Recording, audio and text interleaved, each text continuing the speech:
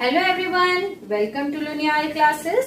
Students, जैसा कि आपको पता है हमारा हिस्ट्री का chapter 1 the rise of nationalism in Europe चल रहा है।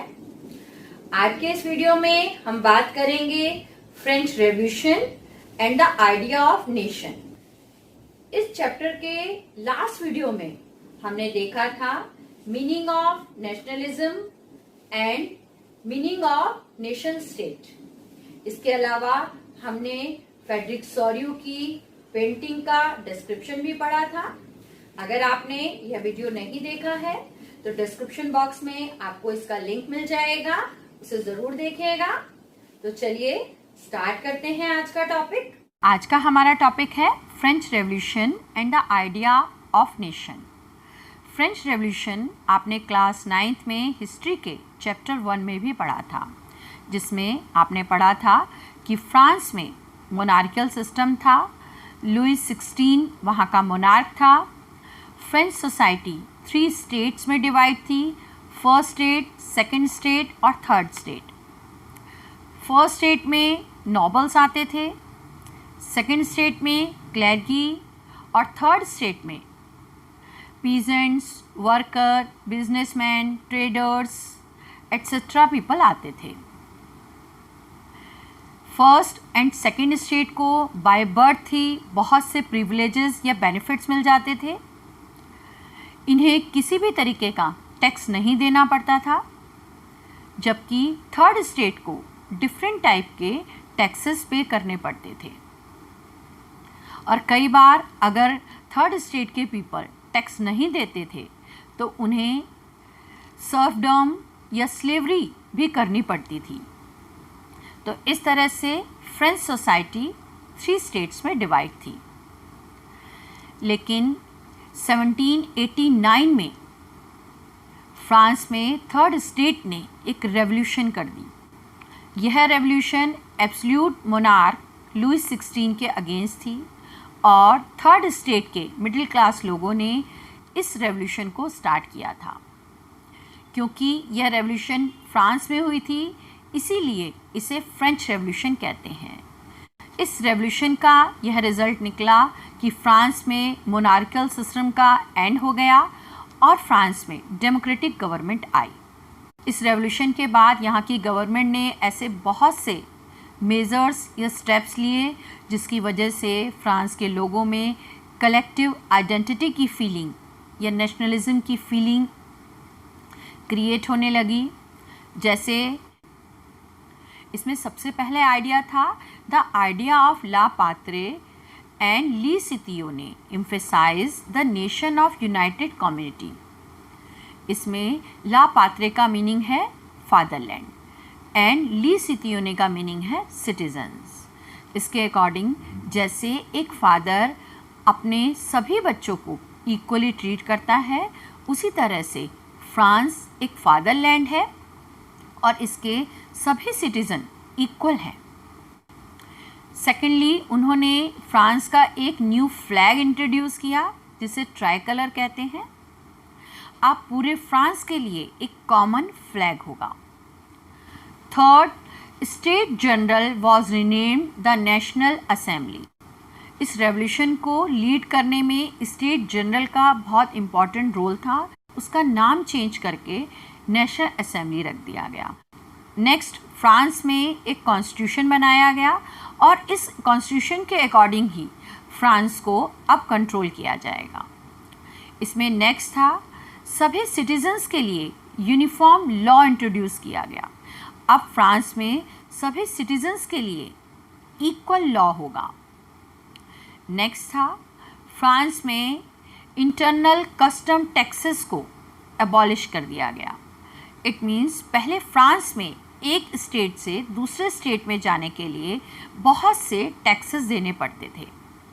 यहाँ की करेंसी भी डिफरेंट थी।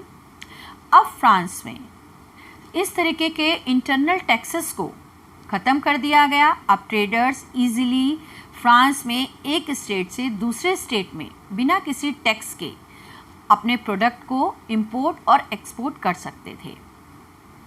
इसमें नेक्स्ट है a uniform system of weight and measures was adopted.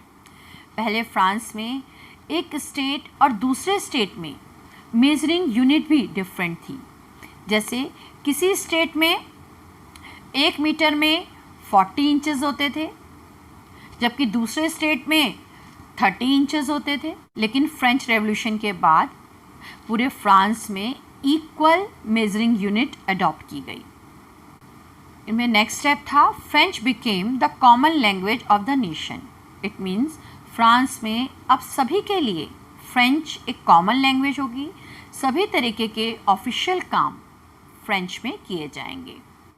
और लास्ट में फ्रेंच रेवोल्यूशनरीज़ का ऐसा कहना था कि उन्होंने फ्रांस में जो रेवोल्यूशन लाई उसका मोटिव केवल फ्रांस को ही डेमोक्रेटिक गवर्नमेंट में चेंज करना नहीं था, बल्कि यूरोप की अदर कंट्रीज़ को भी मोटिवेट करना था।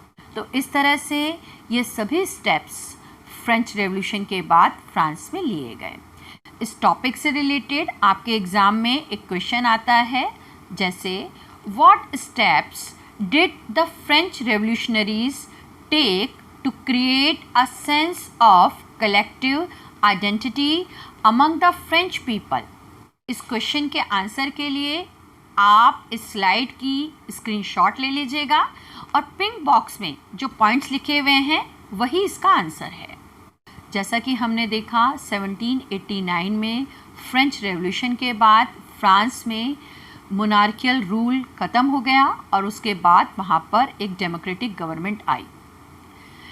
लेकिन यह डेमोक्रेटिक गवर्नमेंट कभी भी स्टेबल नहीं रही, जिसका फ़ायदा नेपोलियन ने उठाया।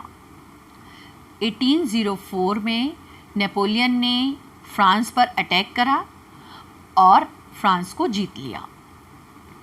नेपोलियन ने फ्रांस में डेमोक्रेटिक गवर्नमेंट को हटाकर फिर से मोनार्कियल सिस्टम रिस्टोर कर दिया। नेपोलियन ने फ्रांस में बहुत से रेवोल्यूशनरी चेंज किए, जिसे सिविल कोड ऑफ 1804 या नेपोलियन कोड के नाम से भी जाना जाता है।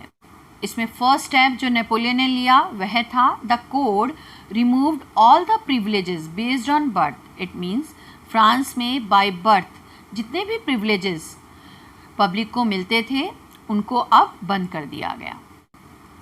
सेकेंडली, नेपोलियन ने राइट टू प्रॉपर्टी इंट्रोड्यूस किया। अब ये राइट टू प्रॉपर्टी क्या होता है?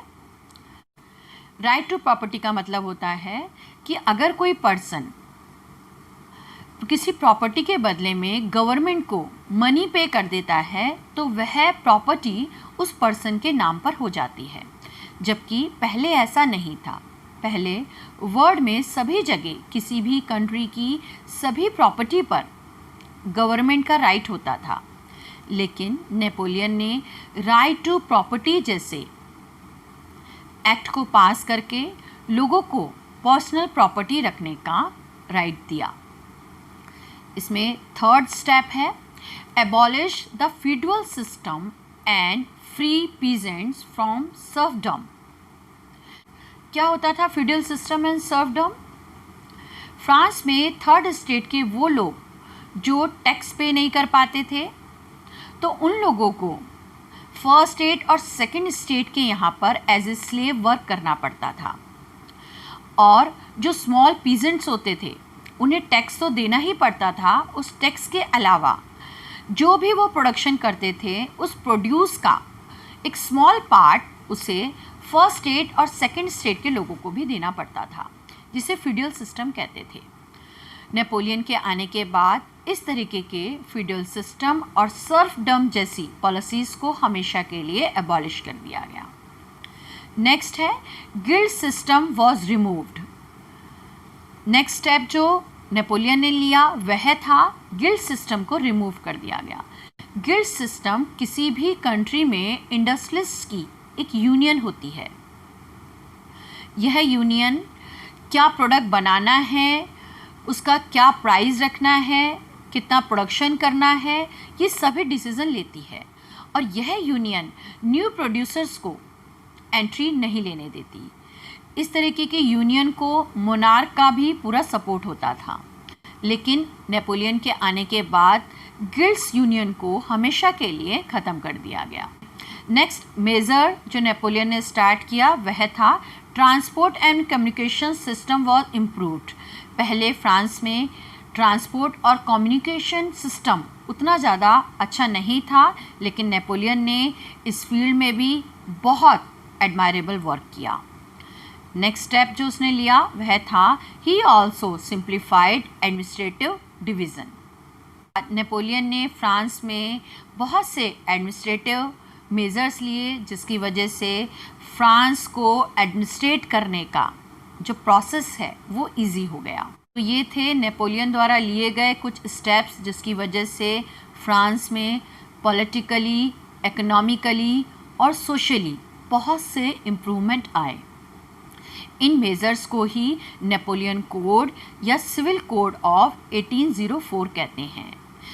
इस टॉपिक से रिलेटेड भी आपके एग्ज़ाम में क्वेश्चन आता है जो बहुत ज़्यादा इम्पॉर्टेंट है। वो क्वेश्चन क्या है, नोट कर लीजिए। What changes did Napoleon introduce to make the administrative system more efficient in the territories ruled by him? या एक और क्वेश्चन भी आता है, explain any 4 provisions of the Napoleon in the administration of France during his reign. तो ये थे इस टॉपिक से रिलेटेड 2 इम्पॉर्टेंट क्वेश्चंस। इन दोनों का आंसर सेम ही होगा। जो आपकी स्लाइड पर पिंक बॉक्स में पॉइंट्स लिखे हुए हैं वही इसका आंसर है। आप स्क्रीनशॉट लेकर इन्हें लर्न कर सकते हैं। जैसा कि आपने देखा, नेपोलियन ने फ्रांस में बहुत से एडमिनिस्ट्रेटिव चेंजेस किए और जिसका पॉजिटिव रिजल्ट भी निकला। नेपोलियन द्वारा लिए गए इन मेजर्स से यूरोप के अदर पॉपुलेशन भी बहुत ज़्यादा इंस्पायर्ड थी। तो फ्रेंच आर्मी को हार्बिंगर्स ऑफ लिबर्टी मींस आज़ादी के राजदूत के नाम से भी जानते थे। इन कंट्रीज़ में हॉलैंड, स्विट्ज़रलैंड, ब्राज़ील और मिलान के लोग थे। स्टार्टिंग में नेपोलियन द्वारा लिए गए इन मेजर्स के लिए लोगों में बहुत ज़्यादा एंथुसियाज्म था। लोगों ने फ्रेंच आर्मी का वेलकम किया, लेकिन यह एंथुसियाज्म बहुत ज़्यादा दिन तक नहीं रहा। नेपोलियन ने इन एडमिनिस्ट्रेटिव चेंजेस के अलावा भी और बहुत से स्टेप्स लिए, जैसे कि उसने फ्रांस में टैक्स बढ़ा दिए जिसका बर्डन वहाँ की लोकल पब्लिक पर पड़ा। सेकेंडली, प्रेस पर सेंसरशिप लगा दी गई, लोकल पीपल अपनी बात पब्लिकली नहीं कह सकते थे। थर्ड, फ्रेंच आर्मी में लोकल पीपल को फोर्सफुली रिक्रूट किया जाने लगा, क्योंकि नेपोलियन पूरे यूरोप को जीतना चाहता था। इसके लिए उसे आर्मी की ज़रूरत थी और अपनी आर्मी को बढ़ाने के लिए वह ज़बरदस्ती लोगों को अपनी आर्मी में रिक्रूट कर रहा था, जिसकी वजह से लोकल पीपल उससे नाराज़ रहने लगी। और फाइनली 1815 में यूरोप की पावरफुल कंट्रीज़ जैसे ब्रिटेन, रशिया, प्रूशिया और ऑस्ट्रिया ने कलेक्टिवली नेपोलियन के साथ वाटरलू में वॉर की और इस वॉर में नेपोलियन की डिफीट हुई। और इस तरह से 1815 में फ्रांस में नेपोलियन इरा का एंड हो गया। तो इस तरह से हमने देखा कि यूरोप की लोकल पॉपुलेशन का नेपोलियन कोड के लिए एक मिला जुला सा रिएक्शन था। इस टॉपिक से रिलेटेड भी आपके एग्ज़ाम में एक बहुत इंपॉर्टेंट क्वेश्चन आता है जिसे आप नोट कर लीजिए। What were the reaction of the local population to the French rule in the area they conquered? इस क्वेश्चन के आंसर के लिए आप इस स्लाइड का स्क्रीनशॉट ले लीजिएगा और इसके सभी पॉइंट्स इसके आंसर हैं। तो ये था हमारा आज का टॉपिक। मुझे उम्मीद है आपको ये टॉपिक समझ में आया होगा। इस टॉपिक से रिलेटेड अगर आपके कोई डाउट्स हैं तो मुझे कमेंट बॉक्स में लिखकर बताइएगा। तो बने रहिए मेरे साथ मेरे नेक्स्ट वीडियो में, जिसका टॉपिक है the making of nationalism in Europe. Thank you so much.